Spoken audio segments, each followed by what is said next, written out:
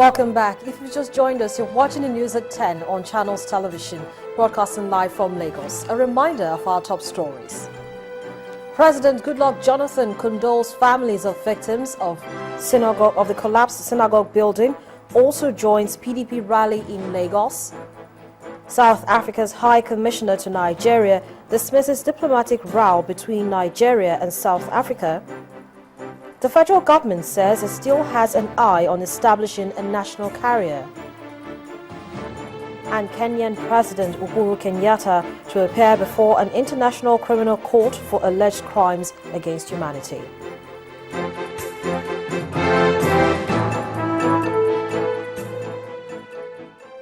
All our top stories can be found on our website channelstv.com and on youtube.com/channelsweb. Do visit m.channelstv.com to view us live on your mobile device. You can also download the Channels TV app for Android, iOS, Windows, and Windows phones from their respective stores. And when you're done, we urge you to please interact with the Channels Eyewitness feature on our Android, iOS, and Windows 8 platforms. If you have pictures or videos to share with us, tap the application on your device, swipe to reveal the Eyewitness menu, and follow the instructions. The federal government has initiated fresh plans to establish a national carrier, which it believes would help to drop the unemployment statistics in the country. The Permanent Secretary of the Ministry of Aviation, Mr. Yemi Adilako, said this during a facility inspection in Lagos. Mr. Adilako added that the safety and comfort of passengers is also a paramount part of the ministry's plans. Safety and security first and foremost. We have to secure our airspace. We have to make our passengers very comfortable. They have to be happy. We bring it up to the world standard. That's what we are looking at. And particularly, using Nigeria as a hub, West African hub. We cannot be as big as this and allow Togo to take over the hub from us. No, it's not acceptable. And all the foreign airlines are making a lot of money out of Nigeria. That must stop. We are also looking at the possibility of bringing back our national carrier. If Gabon or Gambia can have their airways, why not Nigeria? It's going to be run as a commercial entity where you and I can be part owners of that organization. We ask foreigners who have expertise, who have money, who have technical know-how to be partners in that project. It's not going to be a government business like Nigerian Airways. We are complaining about employment. This is an industry that can employ so many Nigerians. So we want to bring that back. In continuation of the fight against kidnapping and other criminal activities in Anambra State, 3 more buildings used to cage victims have been demolished in 3 communities in Anambra East local government area. The suspected kidnappers have used the buildings since 2009 to carry out their nefarious activities. And while the state governor, Willie Obiano, gave the assurance that he will continue to go after the command and control centers of the unwanted elements in the state, even to the remotest areas, the State Commissioner of Police, Hassan Kama, promised that the long arm of the law will always catch up with criminals. The road into Nando, a quiet agrarian community in Anambra East local government area. This team is Operation Pt.2, a joint security operation set up by the state government to deal with criminals in the state. They are here to demolish a 6-bedroom bungalow said to be owned by a suspected kidnap kingpin, late Emeka Eze. This house was used in keeping Chief G.U. Okeke.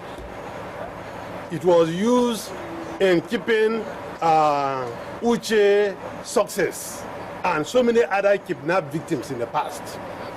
And as we all know, the position of the state government and the law of the states states clearly, if you allow your property to be used for criminality, definitely the government will seize the property and will use it in the best way the government deems fit.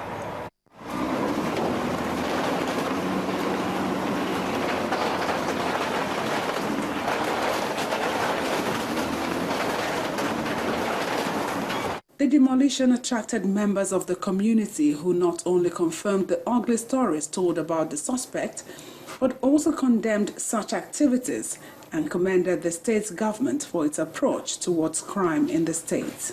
If you want to walk with your sweat, so that anything that you get, you know that you have to enjoy it, you and your children. So I'm supporting the government, what they're doing. The demolition team headed for Akamanato village, where a story building used to incarcerate kidnapped victims until ransom was paid was completely knocked down.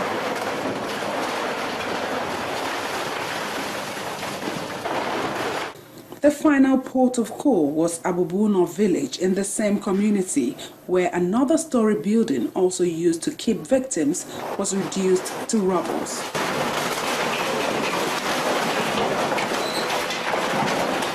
Reacting to the latest development, the state governor reiterated his commitment to winning the war against criminality. We have won this war already. We have dismantled their infrastructure, their command and control centers, their source of arms. Even the organization now is suspect because they cannot very well organize themselves again.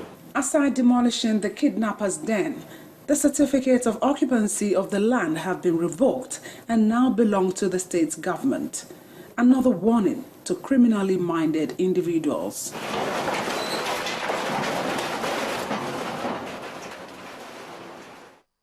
Still on ensuring peace, the Imo State Police Command has directed all indigenous and unconventional security outfits bearing firearms in the state to surrender their weapons to the police within the next 14 days. Police Commissioner Abdulmajid Ali gave this ultimatum at the unveiling of a new special response squad formed to combat various crimes in the state. He said the squad has gone through 6 weeks of intensive training and are ready to take up any challenge that threatens the peace and tranquility of the state, even as the election campaign is around the corner. Well, back here in the southwest, the Ogun State's politicians in Ogun State have been asked to shun acts of violence and concentrate on developing their communities and the state. Well, this is coming from the state governor, Ibikunle Amosun, to residents of a community in Remo North local government area of the state on day 4 of his performance assessment tour of local governments in the state. While assuring the people of the state of more infrastructural development, the governor said modalities have been put in place to establish modern, medium-sized hospitals across the 3 senatorial districts to ensure qualitative healthcare delivery to the populace. I want to thank you. In the area of health, we have started. In the area of education, besides even the modern schools, besides all the schools that we are renovating, besides all of those, our teachers are being taken care of. The infrastructure that we need, exercise books are being distributed. Books per se, textbooks are being distributed. None of things like that we are doing.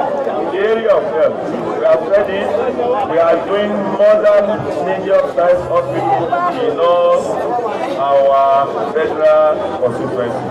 And thankfully, Lebanon is going to have one of those hospitals. Very soon we will start electioneering campaign.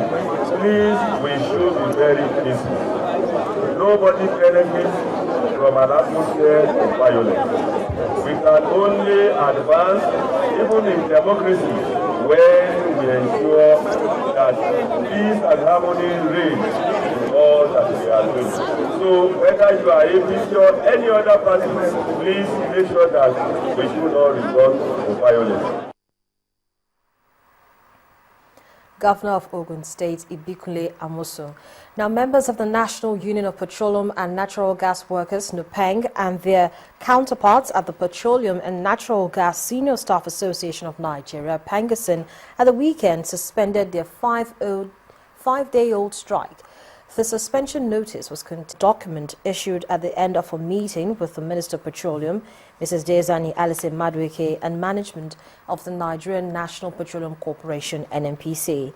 The unionists had on Monday ordered their members to embark on an indefinite strike in protest over pension matters. This is the meeting of the Petroleum Minister and union members to discuss the way out of the issues that have grounded operations for almost 1 week at the NNPC.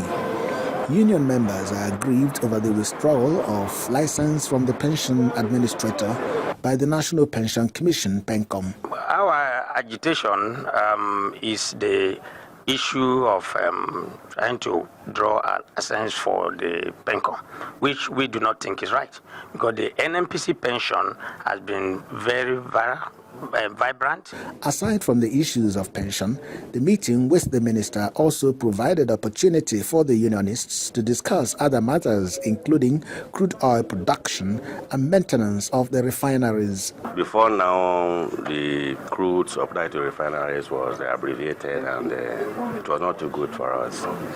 And also the turnaround maintenances of the refineries were being delayed, and the workers were not too happy because we have a responsibility to the Nigerian people. The union, however, resolved to shelve their strike action after signing a memorandum of understanding with the minister, an issue the minister cleared while addressing a press conference.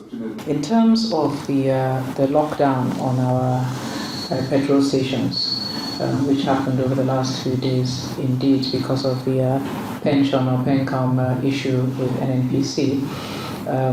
I have just come out of the union meetings. We have been in union meetings since this morning. I left the union meetings as we finished to come to this press briefing. And I do believe that along with our in-house unions, both NUPENG, PENGASN, and of course DPR, and the management of the national NUPENG and PENGASN, because both presidents were with us as well, that we have come to a very fruitful and critical conclusion to the issue at hand. So it is, I do assume that the lockdown will no longer exist. Once we agree on the MOUs that we have also written out, for sure, if we sign them, it means the strike actions will be suspended. With the strike suspended, it is expected that long queues which have characterized several fuel stations in Abuja will disappear in the days ahead.